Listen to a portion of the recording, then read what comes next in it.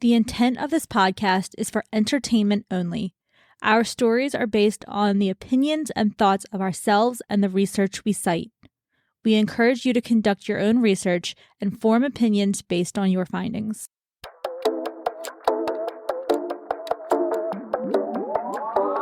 I'm not trying to listen to the demon try and talk to me. No, I'm sorry.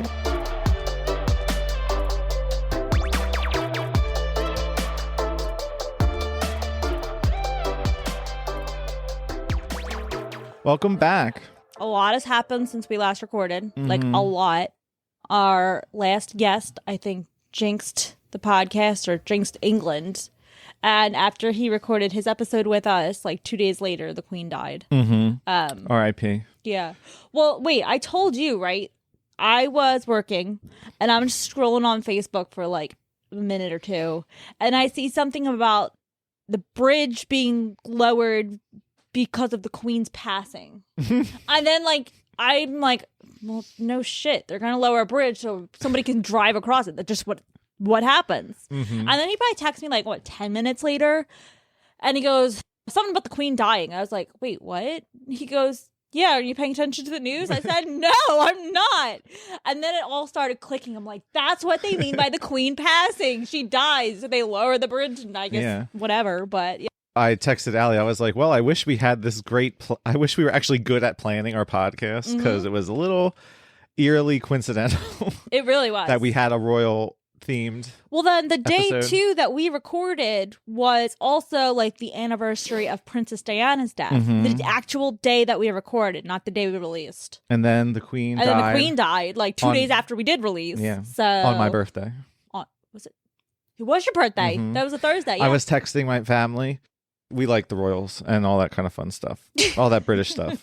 And I text my mom. I'm like, I'm going to be really mad if the Queen dies on my birthday. Wait, you said this in the morning, like before? Because Buckingham Palace released a statement about the health of a royal, and they never do that. So it just said that she's resting comfortably in Scotland. But we all knew it was coming. Well, yeah, she's not that old. old. But they never release anything about the health. I had no idea. I don't pay attention to news or anything. My mom was like, my mom was like, it might be today. She's like, I'm really sorry. like not on my birthday. She died so you can live on. She did. That's what I told my mom. I was like, maybe I get England. I mean, you are Lord. I wasn't not in England. I know. I wasn't invited to the funeral, which was a little upsetting. Yeah, but you watched it. I did. 6 hours. Wish I had that much time in the day. Well, it was on in the back. I wasn't watching it actively. It was on in the background. Yeah. And I would glance over. I was listening to my audiobook. I'm a big audiobook person anymore. I joined a book club, like an actual book club. I have to read that book. I listened to that book, and it was one of the best books I've ever listened to. I did buy it. I plan to read it as I'm going to Florida this weekend. Yes. And I have a 2-hour plane ride, and then time by the pool and stuff. So listen, shut the fuck up. We get it, okay? I'll be reading a beach day, so yeah, I'll be reading He's got his friend's wedding to go to in Florida. So, but I'm very mad. Anyways, yeah, I need a vacation soon. Dan, we're planning a trip, right? Yeah, Mexico. Yes, next year, 2023. Oh, we can bring shit and do an episode by the pool. We could. Conspiracy about Mexico. We could. I'm sure there's one that exists. I'm sure. Okay. Anyways, so Dan, should we get started? I think so. Okay. I mean, we have tacos waiting for us. So. We do. Taco Tuesday. It's a Tuesday. We gotta get this show on the road. I mean, they don't sell out, luckily, but it's already 6:42 and I'm hungry. So, okay. As much as I love this podcast, I like tacos. I think the ceiling's falling in. I know. There's a dog falling through the ceiling. Or a cat. I need a sip of my ice. There's a lot of possibilities in this house anymore. But anyways, I thought this was... Oh my God, my picture disappeared. Mine was not. Hold on. Give me a second. Refresh. Okay, there we go. So... I know we're big Pokemon people.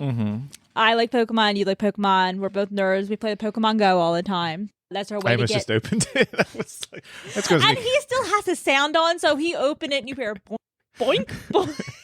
I'm sorry, I like the sound. But anyways, there is a conspiracy or a Mandela effect about Pikachu. Okay. So now I actually do know this one, and the only reason I know this one is because we've been playing the game. But for a longest time, if you would have asked me, I would have said it's the other Pikachu. Okay. So there's two Pikachus, and everybody remembers seeing Pikachu with like a black tip to its tail. Mm-hmm. Do you know what I'm talking about? It's like, but he doesn't have one. He doesn't. No. He has. So they're fake. Those people that think that are fake fans because he doesn't. Well, have then one. I was a fake fan. Why is there an advertisement? I use the site too much apparently because there's an advertisement right in my screen. Anyways, you have to buy whatever it is. It's chicken. It's Tyson chicken. That has nothing to do with Pikachu. Watching a video now. Literally, I can't. I don't know what the hell. Okay, hold on. Maybe let me try refreshing the page again. I want to show the picture. We still have to figure out how to put the picture. There is no black on the tail, but got it. Okay. The tail does change based on its gender, though. Yes, but it's only a curved tail, or like it's heart shaped or something. It's heart shaped or pointed. So, oh no, God, I'm really fucking up today. Let me tell you, I just changed it back. You're trying to buy that Tyson chicken. No, I just. Now I got to go through the gallery again. Found it. So, I'm not put together today, and I'm only had like a couple sips at this point, so it's just this is me today. Deal with it. But if we can see, motherfucker, you can see. Damn it, Pikachu. I'll try and insert black... the picture. Thank you. Yes, we'll try to. We gotta get our shit together. We'll try and insert to put a picture right here because I can't do it. I'm like touching my screen and everything's changing. And okay, anyways, he has a like right between his base of his like butt, if you want to call it, and his tail. There is a brown little patch, but there is no black tip. Which I swear I even remember a black tip, but it's not. He has black on his ears, though, right? On his ears. Yeah. And it was just the brown on the bottom of the tail. Never on the top, which, I don't know. Fake fan. Yeah, probably. I would never watch the show. You didn't get into Pokemon until later in life, so. Oh, okay. So when I was little, when it first came out, I did buy like a few packs of the cards, and I think the reason was just because like they were really cool. Well, they were cool, and I was like, oh, I can like trade with people. I can trade with people and like, oh, look how cute this one is. But I never cared about like the rarity of them. I just wanted the cute looking ones. Like I think I had a really good one and I traded it for like, what is it? The Growler? Growlithe? Yeah. Yeah. The tiger looking one. I make my own names up for them and Growler? Everybody gets mad. I mean, that's beer. I did. Happy hour. Yeah. Anyways. Yes, so he does not have a black tip on his tail. The end. I'm 2 for 2 so far. I knew the Fruit Loops and I knew this one. I still can't figure out. I never looked it up yet, but I can't figure out the Fruit Loop one. They're just like, everybody remembers it this way, but it's not. I know. And I was like, what kind of description is that? I like now that, like, listening back to our episodes, especially because I edit them, it sounds like you're like, devolving into insanity because each episode you're like, the Fruit Loops, they're 2 O's. She's like, do you know the Fruit Loop one? It really broke you. It really broke you. No, the Febreze one. Oh, that one blew my mind too, to be honest. I thought there was like 1,000 E's in there. All right. Do it. So should we? Are you looking up the Fruit Loop one again? No. Oh, I don't know. I didn't change the picture. I don't know if you can see it this far away. Yeah. I can't. I'm trying to rotate without actually touching the screen. There we go. There you go. False Pikachu, black tip. Oh, that one even looks fake. Actual Pikachu. Now that I'm looking at the picture side by side, yes, it does. I don't know. Anyways, this is a really long conversation, basically to say Pikachu has no black on the tip of his tail. Yes. That is what you come here to listen to. These debates. Our fucked up lives. Okay. Well, should we figure out who's going first? Yeah. Are you ready? Okay. Yeah. 2 out of 3? Yeah. All right. Yeah. We're going to rock, paper, scissors. All right. I'm getting myself in frame. God. Ready? Sorry, I was looking at the camera. It's like, who changed it? I can't see myself now. I can see you. You're fine. Okay. Ready? Rock, paper, scissors, shoot. Boom. Oh. The scissor, I think. Rock, paper, scissors, shoot. Ooh. Boom, Okay. motherfucker. Rock, paper, scissors, shoot. Ooh, paper. Okay, you won. God, I'm so good at this. We need more options. There's always been 3 options, unless Not you if- want to pull Sheldon's I was going to say, way. not if you watch Rock, Big paper- Bang Theory. Rock, paper, scissors, lizard, There's Spock. Spock. Okay, so To watch that episode to remember how to play it. I'm going to go first. Go for it. Hit me. Mine's Hit me long. with your conspiracy. Okay. Mine's kind of long, but it's interesting, and there's multiple parts to it. Okay. So I kind of wore my Golden Girls shirt to be a little fitting with my theme, because Golden Girls used to be Nick at Night, like with the I Love Lucy and all that. Yep. So my conspiracy is all different types of the Nickelodeon conspiracies. Woohoo! I actually don't know any of these. So I've heard of some, but I didn't really ever like Maybe comprehend any of them. So yeah, I don't know. Just tell me. So I have 3 different shows in here. Okay. So I'm going to be covering SpongeBob, the Wild Thornberrys, and the Rugrats. So if you are born in the 2000s, you probably have no idea what I'm talking I about. used to with love any the of Wild these, except for- Thornberries. Yeah. And SpongeBob. I still like SpongeBob. But SpongeBob gets a little bit for me. the Wild Rugrats was yeah. like, but now I've seen clips of Rugrats. I'm like, why did I like that one? It's because we were young and didn't know what was going on. Yeah. Okay. So my 3 sources are www.toynk.com, www.bustle.com, and storywrite.com. So, interestingly, fans theorize about their favorite TV shows and movies are nothing new. When people love shows, whether it's something new or something old, people love to try to get inside the head of the writers and creators and figure out the possible why questions about the show. It's fun to theorize about the alternate endings or what different clues or hints along the way could mean. Mm-hmm. So, first one I have on here was SpongeBob. Now, there's a theory that each one of the characters stands for a different level of hell in Dante's Inferno. I have heard of this one. So, I don't know if I knew it was about hell or the levels, the circles of hell. well, I think that's what it is, right? Yeah, lust and... No, they're the 7. If it's lust, they're the 7 deadly sins. Yeah, it says that. I wrote that down. Yeah, it is the 7 deadly sins. Oops, sue me. Okay. Anyways, SpongeBob. We got to add the disclaimer for this one for sure. Anyways, SpongeBob has that like overwhelming, enthusiastic, positivity, like outlook on life. So he represents lust. He's always happy, like go-getter. He's lust. Then you have his best friend, Patrick Star, and he's very lazy, very laid back, always eating. So he represents sloth and just never doing much. He fucking lives literally under a rock. Then you have Sandy, and she is the inexplicable squirrel friend, represents pride because she's always bragging about her home in Texas. So let's see. And then we have Mr. Krabs at the Krusty Krab. And greed. Thank you. Yes. He represents greed. He's always money hungry. He's always doing things to like rip people off to make extra profit and this and that. But yes, 100% greed. Yeah. Then you have Squidward. And very like boring, like not lazy, but just he's always pissed off. So obviously he represents anger. Or that isn't, it's anger, or what's the word I'm looking for? Pride? No, that was No, that was Sandy. Oh.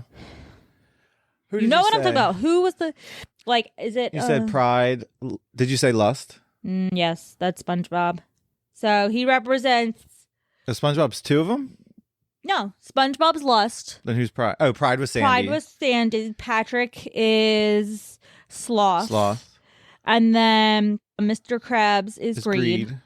And then you have Squidward. Oh, wrath. Wrath. Okay. Wrath. And then, let's see. I just skipped one. Where did I see that? Oh. Gluttony. You have SpongeBob a pet snail, Gary, and he represents gluttony. Okay.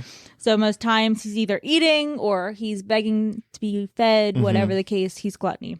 Which, he's also a cat. Okay. Because like I'm thinking like I feel like that could also be Patrick. I thought I thought you were gonna say he was gluttony. Patrick. Yeah, but he is definitely sloth for sure. Yeah. He doesn't do anything. And then, last but not least, you have Plankton, and Plankton represents envy. He is always extremely jealous of Mr. Krabs and his lifestyle and how Krusty Krab does better than Chumbucket. Yeah. So yes, he's envy. And I feel, was that all 7? I feel like I was 1, 2, 3, 4. That was 7. Okay. But then this is another theory about SpongeBob, and this one may be my favorite. Now, the source that I read, which would have been this Toy NK, they stated that the writer actually said this is not a conspiracy, this one is true. I am not going to, because I never read anywhere that this one is stated by the writer as being true. So that's just something that I've seen. I'm not saying it's true. But SpongeBob and the rest of the Bikini Bottom crew are all nuclear humanoid sea mutants. So this one actually does make sense, though, if you listen to the full theory. My cat's staring at me on here. Like I'm worried she's going to jump up. But anyway, so if you're a history buff, you will recall Bikini Atoll, which is an area in Marshall's Island, where the United States tested 23 nuclear weapons between 1946 and 1958, one for each area of the island. That explains not only why the creatures have developed arms and legs, they're fish, but it also explains why Sandy lives under the sea, even though she's a squirrel. So, if you think about it even further, too, when you're going from like one scene to another scene in SpongeBob, what do you see an image of? A nuclear explosion coming out of the sea. It's just like literally a nuclear explosion. Okay. Like a mushroom cloud. Let me see if I can... Because I want to show exactly what I'm talking about, because it's so creepy. So let's see. Fill this time with some fun music. Dude, I'll cut this out. That works too.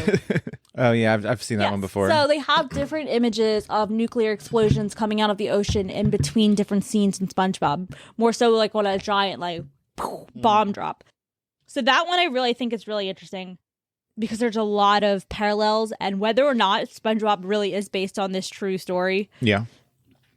Definitely something to look into. That's cool. Now, the next show that I have going is The Rugrats. So if you are like under 20 years old, SpongeBob was a huge show. SpongeBob, not like SpongeBob. Rugrats was a huge show when I was growing up, and it was basically 4 babies who were able to talk. Only one older cousin was able to understand them, named Angelica.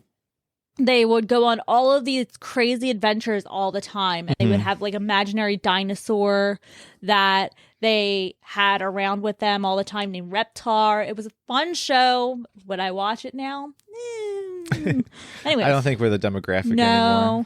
I used to love it though. And there was like 2 15-minute episodes, which is perfect because they always had a very short attention span. So yeah, they were broken up. Yeah, there was like 2, or was it 3? I think it was 2. I think it was 2. I think once in a while there would be 3 when they had really short episodes. Yeah.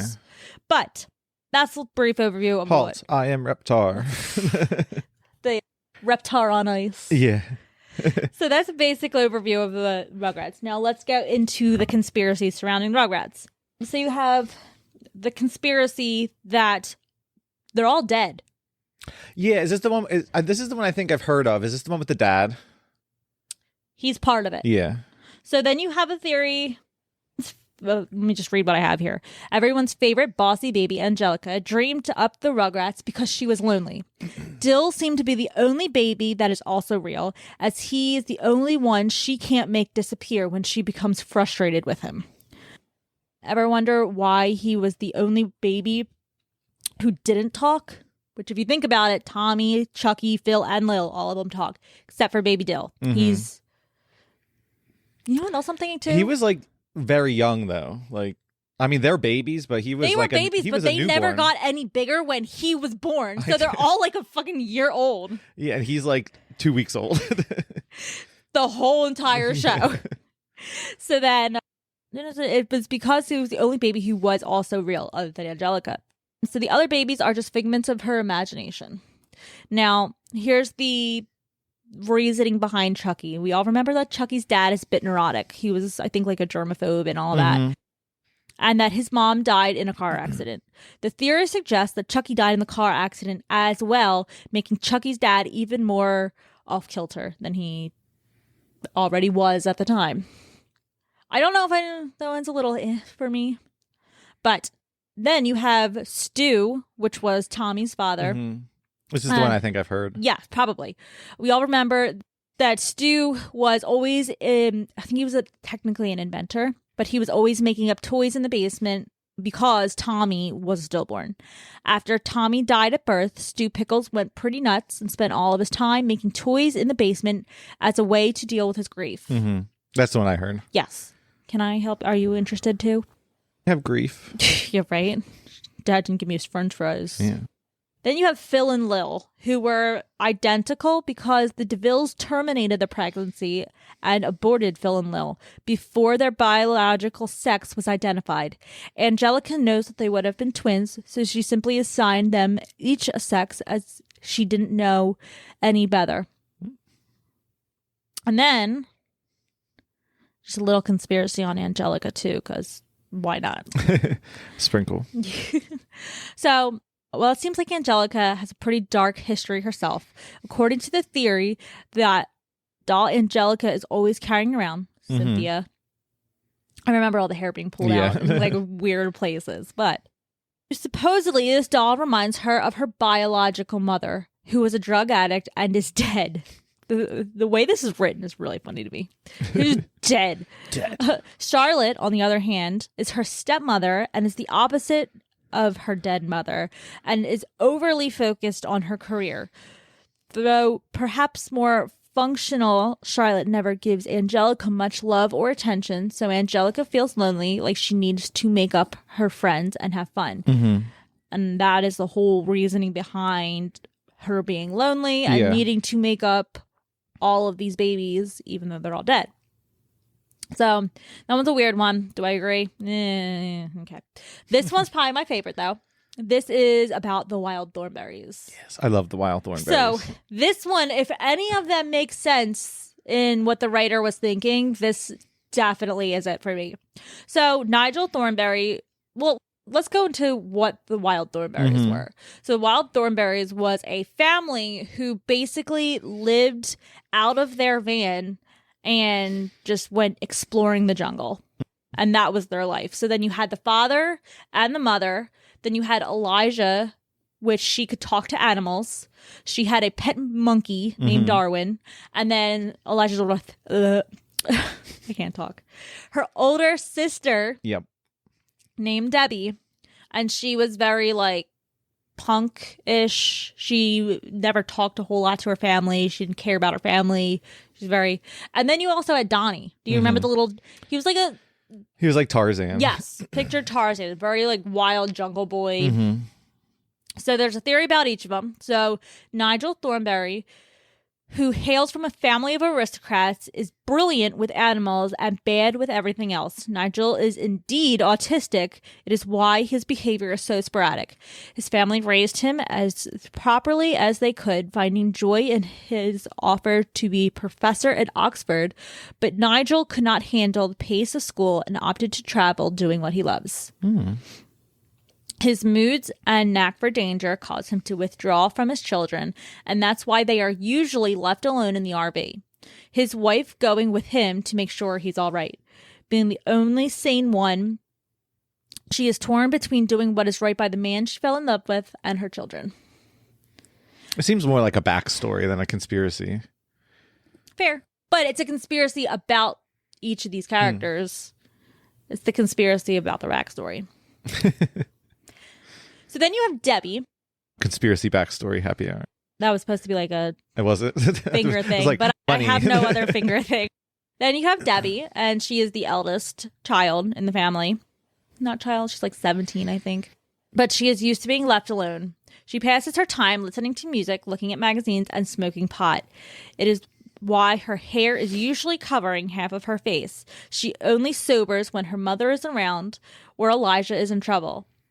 But for the most part, she prefers to remain alone. When she is sober, she is moody and sporadic, usually angry her high has been ruined, or that she has yet again to fix something that someone else messed up. Though in these moments of clarity, she shows her true love for her family. I guess choose her true love, so she puts them first. Sounds like it. Yeah. Then you have Elijah. Elijah is still young, trying to cope with her family the best way she knows how, by traveling and finding animals. This one's kind of funny, to be honest. So for them, she could possibly spend more time together. Her traveling took her upon a witch doctor who gave her something, aka something ecstasy-ish. Which, here's my thing. Didn't, like, in the beginning of that show, like in the introduction to the show, Yeah, I think it was in wasn't the intro. that part of the story that she found a witch doctor and... I don't know if it was I don't remember if it was a witch doctor, but it was definitely someone that gave her the ability to talk to animals. But they basically are saying in this theory that somebody didn't give her the ability, they just gave her ecstasy. So gave her some shrooms. Her hallucinations cause her to believe that she can talk to animals, when in truth she is simply feeling the side effects of the drug. She's like 10 years old in this show. Can we just point that out for a minute? That's what happens when you wander in the jungle and talk to a strange witch doctor. Oh my God. Her need to explore remained the same, but she took the drug in order to keep her gift. And then you have Darwin. So Darwin is the monkey, which is her pet. So Darwin is a chimpanzee Elijah first talked to, giving him the name of someone she thinks her father would approve of in order to further win his favor. So Darwin, philosopher or whatever. Yeah, well, he wrote he was big into animals and did Darwin's theory. It's a theory. Yes, a theory, and I probably sound natural selection is what I was. Yes, that's it. Natural selection. Which I think natural selection is actually brought up in the show. I just said it today because someone sent me an Instagram that TikTokers now, instead of eating Tide Pods, they're pouring NyQuil on chicken and cooking it. What? And I was like, that's natural selection. Like, let them all die off. That's, you know, that's why I said it. Stupid people anymore. That's what I said. I said, maybe this is a good thing. Maybe this is natural selection. Why? What is the urge to do it? I don't know. Add the alcohol in it? I don't know. Maybe. I don't think NyQuil tastes good for, especially for chicken. Not like the grape or the cherry. There's no good flavor of it. No. Anyways. So Darwin is a chimpanzee who Elijah first talked to, giving him the name of someone she thinks her father would approve of in order to further win his favor. The chimpanzee is grateful to Elijah and follows her everywhere, usually trying to talk her out of the most dangerous antics. This is Elijah's conscience speaking through the monkey while on her trips of ecstasy. She just keeps taking it. She doesn't stop. Well, that's how she talked to the monkey. She's it's an like addict. the little devil. She's got a monkey and a pill on her shoulders. Do it. Don't do it. Okay. I'd watch that show. And then you have Donnie, who's like a freaking jungle boy. He's like a baby Tarzan, which it makes this sound even funnier. So, Donnie is a child found in the wild whose parents had been murdered by poachers. Such a traumatic experience has stolen his sanity, and thus he behaves like an animal, having lived and raised in the jungle with no human contact. The Thornberrys feel sorry for him, but none more so than Nigel, who seems a bit off himself in the boy. Who sees a bit of himself in the boy and the way that he lost his own mind. Interesting. So I like it, and then I started doing Doug, but I was like, I don't want to do Doug because some of them were like, for instance, if you remember, what is it? It's called Just Doug, right? And the guy's name is Doug Funny. Yeah. But like some of them were like really weird, and I'm like, we get canceled for saying this. But it was like Patty was a lesbian, and that's why she was never into Doug, and she always liked to play sports and stuff. And I'm like, it just could be she was never into Doug, and then she liked to play sports. And then the other one was like, I didn't even read it all the way through, but it was like Roger, who was the bully, was actually in love with Doug because it was the reason he was always picking on him. But I was like, he could just be an asshole too. So that's all I got. Because I was like, I'm not covering Doug. Too controversial. That was cool. I like them. I like the little ones. They're the little one-offs. They're cute. They're quick. I like hearing about my childhood. I know. Sorry. If you think this was cool, you should wait till I cover Disney. I know they're all crazy because they're all based off of Grimm I mean tales. like Disney World. Disney World's got some good ones. Good. That's the ones I like. Okay. I mean, the Grimm fairy tales are actually really interesting. Yeah, but are they theories or are they actually like? No, they're what the Disney movies are based off of. Yeah, like but they're just the darker versions. Actually, they were the original original versions. They were the original versions. But... Yes. Okay, my turn. Your turn. My germs. Hold on, let me get a wet my whistle.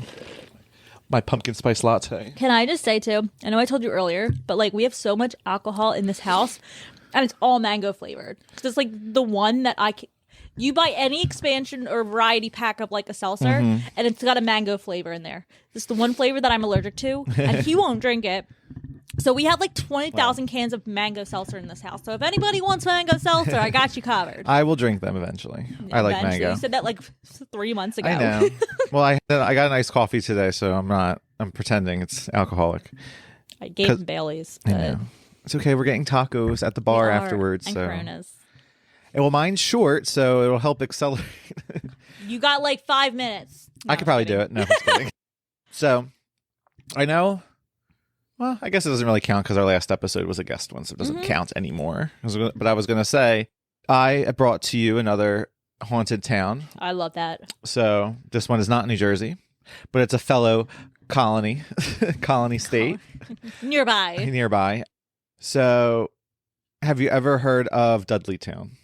No. Okay. It gives me Harry Potter vibes. It kind of does. Well, I think they were the Dudleys, I think. Yeah. No, weren't they the Dursleys? I'm really bad. I forget. I don't know. I should stop talking. I'm a bad fan too. I like the movies, but don't ask me who anyone was besides the main people. Dudley was the kid, though. Yeah. Dudley Dursley. Stop asking me questions. I don't know. I don't know. I didn't read any of the books. I only watched the movies. All right. Excuse me. Sorry. New topic. Dudleytown. Conspiracy happy hour. Okay, so I'm going to tell you about Dudleytown, which is in Connecticut.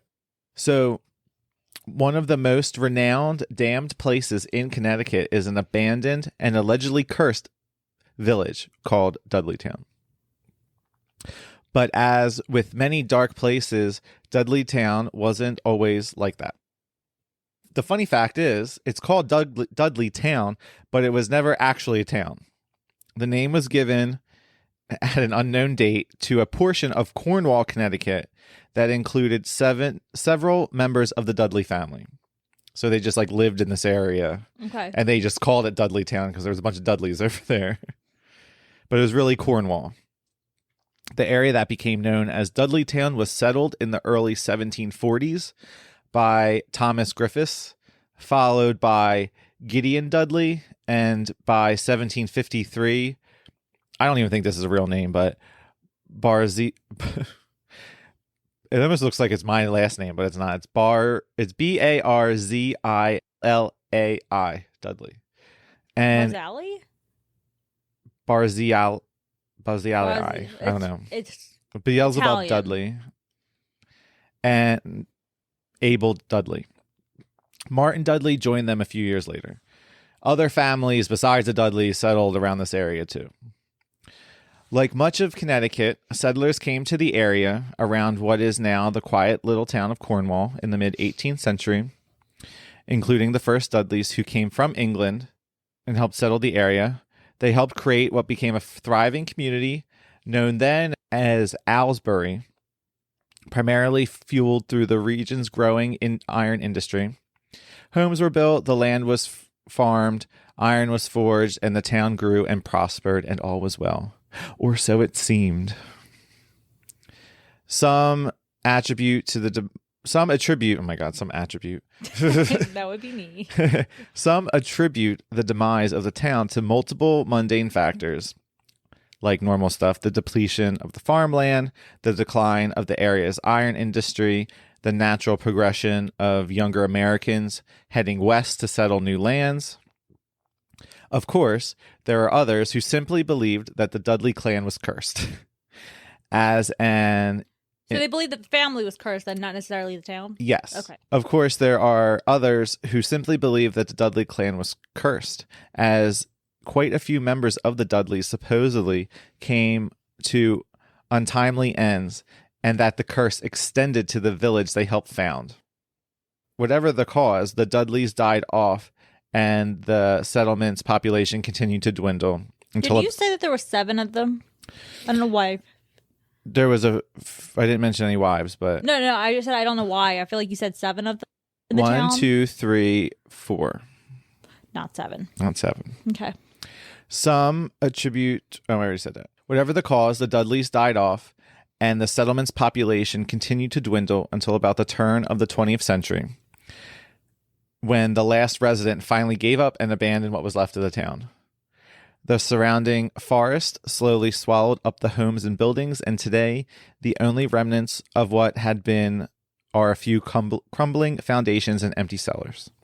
So who owns this land then? Still that same town? I'll get to that. Okay. But I'll tell you about the curse. Mm-hmm. This is, all speculation about the curse. Mm-hmm. But it was said that the Dudleys traced their heritage back to a Saxon named Dud. He was the Earl of Mercia, and he died in the early part of 700 AD. So he's old. He's dead. He's very dead and very old. It was his land which would eventually become known as Dudley Castle. The town's story and the curse began in England in 1510 when Edmund Dudley planned to overthrow King Henry VIII and was beheaded because he didn't succeed. At Edmund Dudley's beheading, a curse was placed on all the Dudleys, both present and future, for their treason. All Dudleys from Edmund's lineage would be surrounded with horrors. The future Dudleys would eventually settle in Dudleytown in Connecticut. Several town residents went insane, and some of them even killed themselves after having seen demons. Damn. Numerous footage of paranormal events in the town have supposedly been captured. Hikers and other visitors have seen orbs flying around in the area. Other visitors have also claimed that the area is tranquil and that it does not have any wildlife in it at all for some reason. Like, it's just dead silent. Nothing can live there. Like, it's just eerily quietly. Like, I don't know if anything can live there, but just nothing lives there. The story continues, stating that anyone who has tried to live in what had been Dudleytown has come into terrible misfortune. Over the years, there has allegedly been everything from suicides to demonic possessions and all the hysterical drama in between. I don't know what it is about Connecticut, but just Connecticut in itself seems like it's a very haunted, demonic possession type of state. It seems to be a lot of, like, same with like the Pine Barrens. I feel like just forests in general, you should stay out of them. Stay out of the forest. Stay out of Connecticut. So a couple, Ed and Lorraine Warren, famously recorded a Halloween special from Dudleytown. Wait, they're like, yes, they were famous like ghosts experts or explorers, whatever. Yep. They're dead though, aren't they? Yes. Okay. They did this in the early 1970s, declaring it officially possessed. Interesting. Which essentially opened the supernatural floodgates. So, Allison already asked the question, but if you're wondering who Ed and Lorraine are and why you should care about their declaration of this town, the Warrens have been considered America's preeminent experts of the subject of spirits and demonology. I've been like on a ghost watching like YouTube channel lately, and they are always brought up. They're like supposed to be, I think they were the ones who did like the exorcism on, it was a house in Connecticut. They made a movie about it. Emily Rose? No. I don't know. I can't even remember right now, but whatever. That'll be another future episode. But yeah, he was a demonologist and she was a medium, and together they were a power couple. Say famous. Yeah. Even more important, perhaps, is the fact that for the past 50 years, religious authorities have consistently turned to Ed and Lorraine to control some of the most profane outbreaks of diabolical phenomenon in the country. And if you had nobody that would listen or help, you turn to the Warrens. Mm-hmm. But like you said, they're no longer with us. They've passed away. Since then, Dudleytown has been home to all sorts of alleged paranormal experiences, with visitors witnessing all manner of spirits and phantoms, as well as having unsettling feelings of dread and fear. As you might expect, the area has also drawn the attention of those enthralled with dark forces and demonic rituals, plus a healthy number of amateur ghostbusters and teenagers simply searching for trouble. In short, it has become a damnation destination, which I really like that phrase. Damnation destination. Of course, much of the methodology... start over. Of course, much of the methodology... No, I was right the first time. I'm going to start over again. Of course, much of the mythology around the curse of Dudleytown has been debunked. And by a Dudley descendant by the name of Reverend Gary P. Dudley. But why would anyone let that get in the way of a good spooky story? You know, who cares about them? And then he, said that there's no curse, otherworldly events, or dark tragedies in the actual history of the town. I wrote myself a note. I didn't read it, but if you're interested in the book, it's by Reverend Gary P. Dudley. And the title of the book is The Legend of Dudleytown, Connecticut, Solving Legends Through Genealogical and Historical Research. Maybe we'll write that one down too once we have people sign up for our conspiracy book club. We'll and it was actually published in 2019. Oh. So pretty 19. 19. Oh, wow. So pretty recent, actually. Yeah. Yeah. Furthermore, local historians have found no genealogical link between the Dudley family of Cornwall and the English nobleman I mentioned earlier, and noted many other factual inconsistencies in the rumors. The village's decline has instead been attributed to its distance from clean drinking water and unsuitable soil for cultivation. One confirmed case of suicide of a village resident took place in New York State rather than within Cornwall. Well, it went crazy in the town, and then... That's what I said, too. Yeah. He got so crazy he left, went to New York, which is even crazier. I think kill himself there. Since the 1990s, police in Cornwall have responded to numerous cases of vandalism of Dudleytown. The 1999 movie, The Blair Witch Project, about a haunted forest, prompted increased interest in the alleged haunted village again. But it was in a different, Blair Witch. It wasn't based on it. Like the Blair Witch Project was not based on Dudleytown. But it made people want to go explore this forest. Yeah. This increased the frequency of such incidences. The owners of Dudleytown's property have closed it to the public. Neighbors and the Connecticut State Police watch for trespassers regularly. And if you're caught there, you are prosecuted to the fullest extent of the law. Are you serious? Yeah. It's private property, so... I guess, but It's not like a state park or anything. It's like someone's property. Whole area of land is? Mm-hmm. Even though there's a town on it? Yeah, well, the town's no longer there.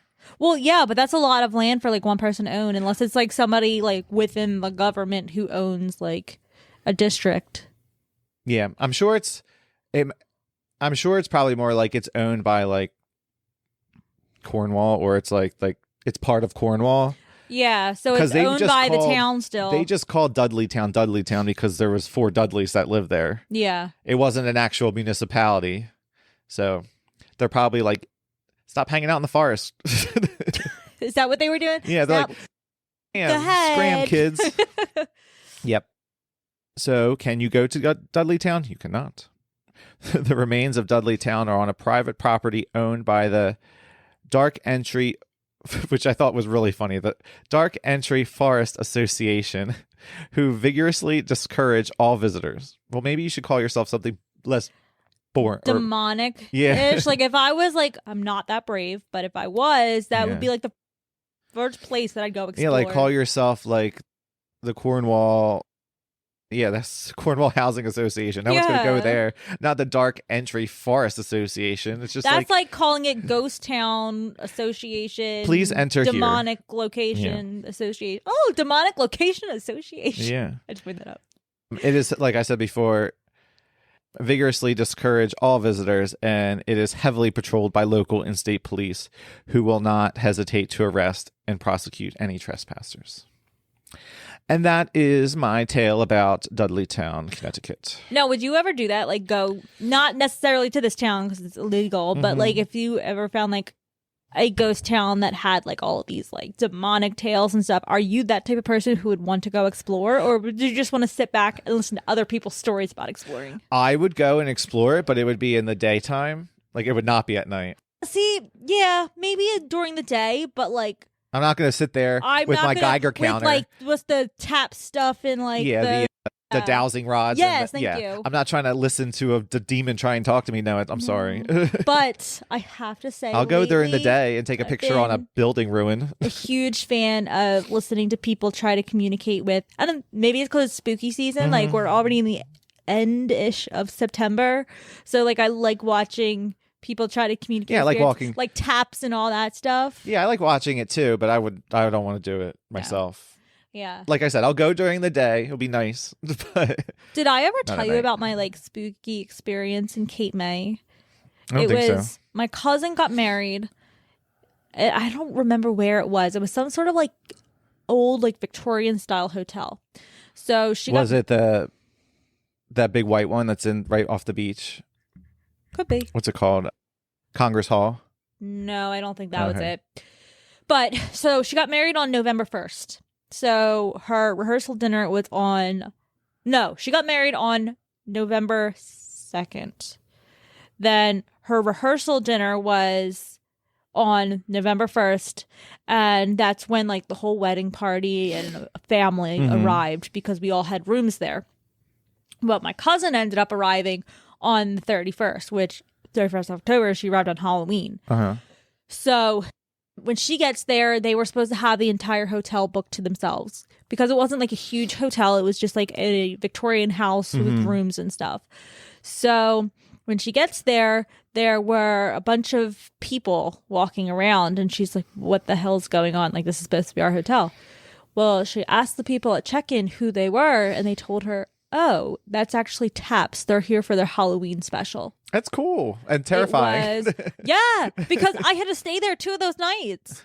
And let me tell you, I have never experienced any, and I also was probably scared out of my mind, so imagining stuff. But the one night that we stayed there, I can specifically remember my sister and I had a hotel room together.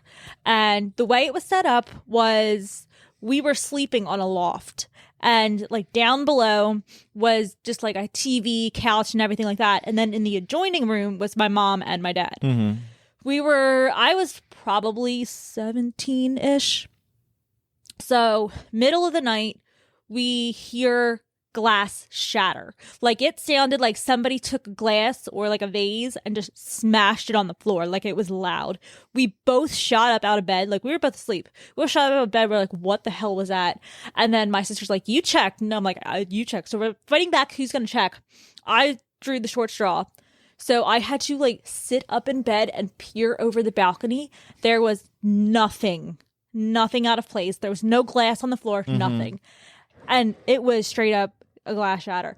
So then we're talking with my mom the next day. We're telling her all this. She's like, that's so weird. Last night when I was sleeping, your dad woke me up and he said that I was screaming in my sleep.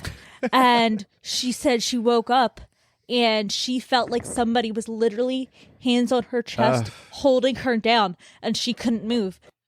And then we're telling all this stuff to my cousin next morning and everything like that. The lady who works at the front desk overhears everything. She goes, oh yeah, a lot of guests report both of those experiences all the time when they stay here.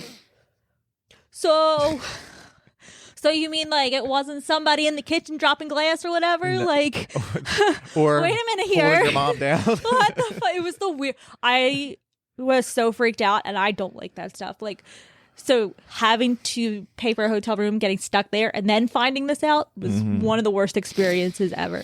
I thankfully have not had an experience like that, knock on wood. On your head? Yeah. Paint of wood. The only thing I can think of or remember, my sister's had a lot of experiences. but I've never personally, thankfully, had anything happen to me. Knock on wood. Yeah, knock on wood. I remember one time we were younger. We were all still living at home, and my sister was living in the basement at the time. And I just remember she came flying out of the basement, and the only thing that she told us is she came upstairs or for something, probably maybe to go to the kitchen or something. And then she came back down, and all her sneakers were stacked perfectly in a triangle. Wait, are you serious? Yeah. Next time you see her, ask her about it. And that was the only thing that she even ever experienced in Was the house there again. ever any like sort of like history done on your street or on your town? Because you have a pretty old town that you used to live in. Like stories about anything like that, like hauntings or anything? No. And our house was owned by the church before, so hopefully they cleansed it. Didn't bury anybody under the floorboards. No, hopefully they purged all the demons before they sold it to my parents. Right? But that was the only thing, and that was hopefully the last. Which even still, I mean, that's not like a scary thing. I feel like that's just it was more like a playful ghost playing jokes on you. It's it was like terrifying Casper. at the time, but now it's more just like it was more. It's a cute story. It's a cute, benign story. Love it. Yeah, that's it. Yay! Woo! Well, what time is it? It is only 7:32. It is time for tacos. It is taco o'clock. Look at my cat. Meow. It's cute. Look at my cat. Oh, you can't see her. Oh, okay. Never mind. She's right here. That's what I've been doing. I've been petting her this whole time. So the camera is like, what the fuck? Yeah, we'll have to think of some good spooky ones since For Halloween, I was just thinking about that. Since we're coming into October, I'll have to look up some spooky ones. Well, this one is going to be the last one that releases in September. Yeah. So yeah, I think maybe instead of conspiracies for the month of October, we do ghost stories. Okay. Like actual like haunting stories, or even like murder stories. Murder. Something spooky, not just a conspiracy. We could do the Jersey Devil. Yeah, but I feel like That's not really spooky. It's not spooky. Even though it's a terrifying demon creature, it's not. I'm spooky. trying to get in touch with somebody who's like a Jersey Devil expert to help us with that episode because That'd be cool. he knows a lot, and I'm trying to see if we can find a way to contact him and have our first celebrity guest. Okay, we'll have to talk offline. Yeah, See which spooky stories we'll do. over tacos and Corona. Okay, Sounds good. sounds good. We're out. We're Time out. tacos. Thank you for listening to Conspiracy Happy Hour. Goodbye.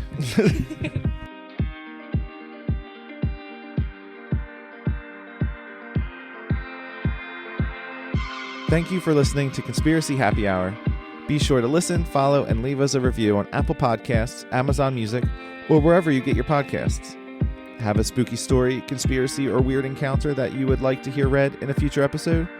Email your story to conspiracyhappyhour@gmail.com and follow the show on Instagram and Facebook @conspiracyhappyhour. This podcast is produced and edited by Geckos Media and is a part of the Geckos Media Network. Interested in starting your own podcast and not quite sure where to begin? Visit geckosmedia.com and sign up for a free one-on-one consultation. Until next time, see ya!